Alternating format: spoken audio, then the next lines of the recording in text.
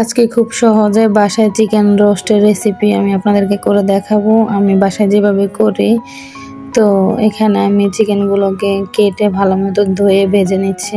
এগুলো একটু বড় সাইজের চিকেন আর কি। তো এই তো এখন চিকেনগুলোকে ভালো মতো ভেজে আমি উঠিয়ে রাখবো। এদিকে ভাজা তেলগুলো আগে আমি কড়াইতে দিয়েছিলাম। তো এখানে আমি এক্সট্রা আরও তেল লাগবে, ওগুলো দিলাম, একটু ঘি দিয়ে দিলাম। তো এখানে আমি পেঁয়াজ একটু বেশি করে এখানে ভেজে নেব। কিছুটা বেরেস্তা আমি উঠিয়ে রেখে দিয়েছিলাম। তো আমার পেঁয়াজগুলো ভাজা হয়ে আসছে। এখন আমি এখানে 4 চামচের 2 চামচ আদা, 2 চামচ রসুন দিয়ে দিব। এখানে একটা বড় সাইজের মুরগি ছিল আর কি। তো এগুলো একটু ভেজে আমি এখন এখানে লবণ অ্যাড করে নেব। তো এখানে এখন আমি গুঁড়ো মরিচ হাফ চা চামচের মতো অ্যাড করে দিব, কারণ আমি এখানে কাঁচা মরিচও দিব, তো না হলে বেশি ঝাল হয়ে যাবে। তো এখানে আমি আজকে রাঁধুনির প্যাকেট মশলা দিয়ে রোস্টটা রান্না করতেছি।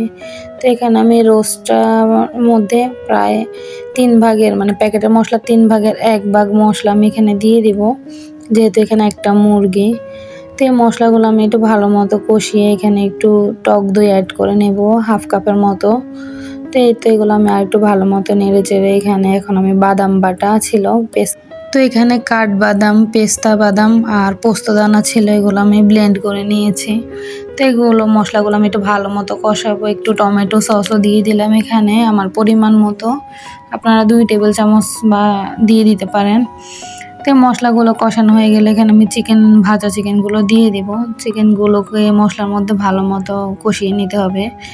ভালো মতো কষিয়ে আমি এখানে ঢাকনা দিয়ে ঢেকে দেব, যেন মশলাগুলো একদম মুরগির ভিতরে ঢুকে যায়, লবণ টবণ সব কিছু আর কি। এই তো এখানে এখন আমি কাঁচামরিচ দিয়ে দিলাম 6-7টার মতো।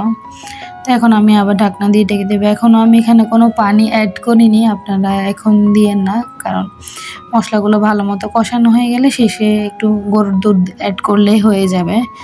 তো আমি এখানে একটু গরুর দুধ দিয়ে দিলাম, কিন্তু দেখানো হয়নি ভিডিওতে, আপনারা গরুর দুধ দিয়ে দিবেন। এখন এগুলো আস্তে একদম লো আছে দিয়ে দিলে মোটামুটি চিকেনগুলো সিদ্ধ হয়ে যাবে, মশলাগুলো হয়ে যাবে। তো যখন রান্না হয়ে আসবে দেখবেন উপরে তেল উঠে আসছে। এই তো আমার মোটামুটি হয়ে আসছে, একটু সময় লাগবে তেল উঠতে। তো আমি এই যে পেঁয়াজ বেরেস্তাগুলো করে রেখে দিয়েছিলাম, তো এখন এগুলো আমি উপরে ছিটিয়ে দিব।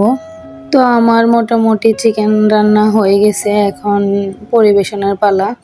তো এখানে আমি আসলে আমার মতো করে যেভাবে বাসায় রোস্ট রান্না করি আমি আপনাদেরকে সেভাবে দেখানোর ট্রাই করছি খুব ইজিলি। আপনারা চাইলে আমার রেসিপিটা ফলো করতে পারেন, আশা করি খারাপ লাগবে না। তো আমার ভিডিও আপনাদের ভালো লাগলে অবশ্যই আমার চ্যানেলটা সাবস্ক্রাইব করে দিবেন, লাইক দিবেন, তাহলে আমার ভিডিওগুলো আপনাদের কাছে খুব তাড়াতাড়ি পৌঁছে যাবে।